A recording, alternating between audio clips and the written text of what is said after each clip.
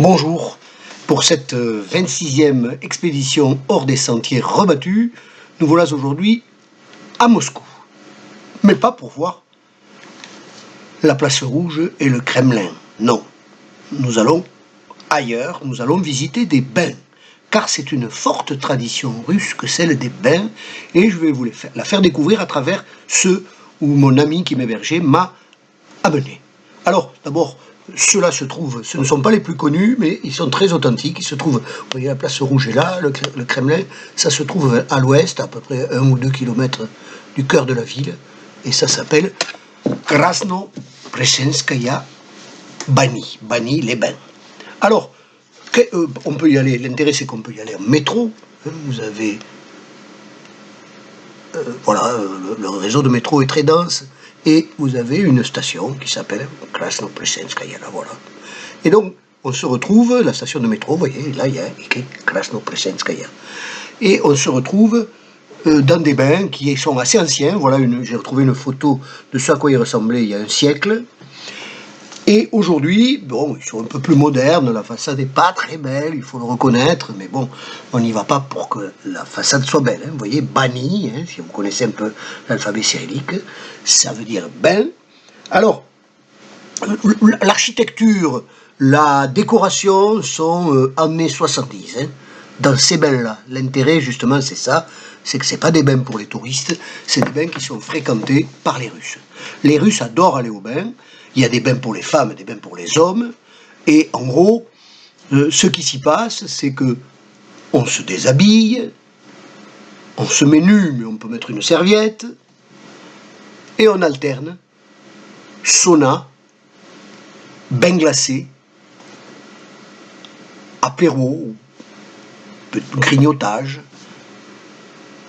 fouet avec des rameaux d'olivier ou d'eucalyptus, non pardon, de bouleau ou d'eucalyptus, et on recommence. Certains Russes y passent toute l'après-midi, moi j'ai passé 2 heures, mais comme je suis très peu expérimenté, c'était quand même assez fascinant pour moi.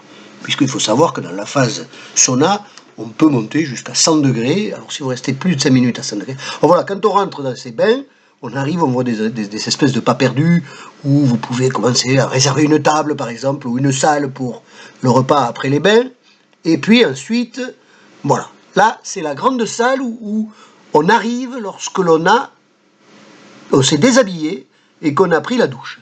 C'est le rituel, on commence par être dans un vestiaire, je pense que j'en ai mis un, voilà, un vestiaire, là c'est un vestiaire pour dames, celui où on était un peu plus craignos, voilà encore un vestiaire pour dames, voilà un vestiaire pour messieurs, vous voyez, le Sky des années 70, mobilier un peu vieillot, et là, c'est là qu'on se déshabille et qu'on prend une serviette autour de soi, et on se rend d'abord au sauna.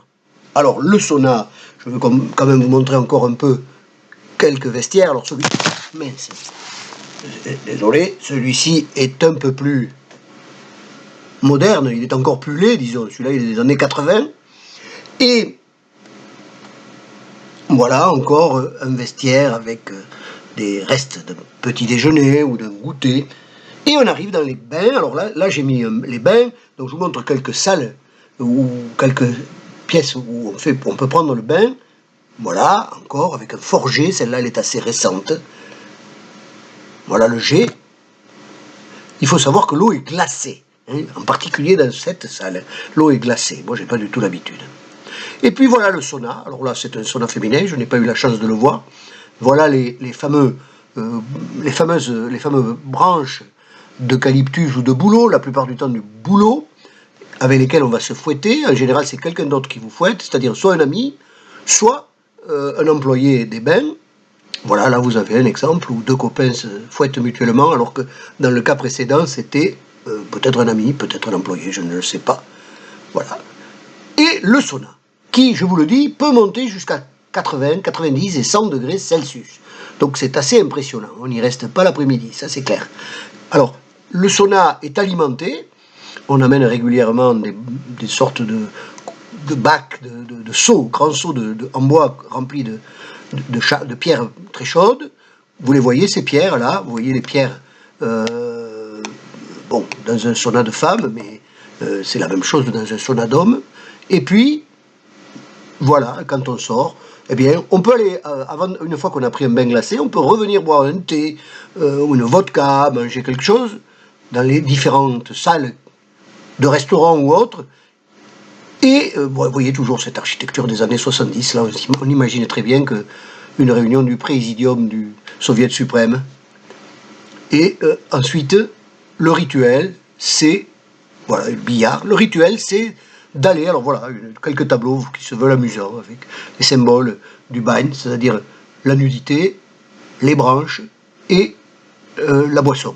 Donc c'est vraiment quelque chose d'incroyable. Alors il y en a un que je n'ai pas visité dans Moscou, mais qui est dans tous les guides, parce que l'architecture est un peu comme celle qu'on trouve à Budapest du début du XXe siècle.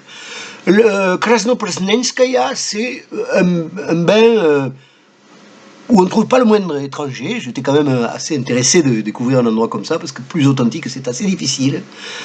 Et du coup, j'ai respecté la règle. Je crains les hautes températures. Je suis resté plusieurs périodes à 100 degrés. Je crains aussi l'eau glacée. Donc là, je me suis un peu violenté parce que je voulais pas être ridicule face à tous ces Russes qui supportent ça avec plaisir, parce qu'ils font le cycle. Ils arrivent, ils prennent la douche, ils se mettent nus, ils vont au sauna, ils y restent un petit moment lorsque c'est insupportable. Ils vont dans le bain glacé, ils prennent la douche, ils vont dans le bain glacé. Ils vont dans le bain glacé, en sortant du bain glacé, ils se font fouetter, ou ils se font fouetter dans le sauna, c'est pour stimuler la circulation sanguine, et puis on recommence, et on va manger un petit bout. Alors nous on a essayé de faire un vrai repas, donc on a eu du saumon, c'était rien d'extraordinaire, mais c'était là aussi quelque chose de très authentique. Et bon, c'est pas donné, mais c'est une activité qui présente un caractère fortement culturel dans la population russe. Les bains, Bani, donc Bania lorsque c'est un bain, Bani lorsque c'est au pluriel, et ceux que j'ai visités, Krasnopresnenskaya, dans l'ouest de Moscou. C'était un récit, sans calèche, ni selfie, vraiment un endroit qu'il est difficile de trouver les guides ne les signalent pas. Et donc, si vous vous rendez à Moscou, ça vaut la peine de vivre cette expérience. Et j'ai tenu le coup, 7 minutes. Mon objet est de descendre en dessous des 10 minutes, systématiquement. Donc, la semaine prochaine, dans 15 jours, puisque désormais on est passé à une escapade par 15 jours, 2 escapades par mois, eh bien, dans 15 jours, eh bien, nous irons, comme c'est le cas une fois sur 2, en Italie.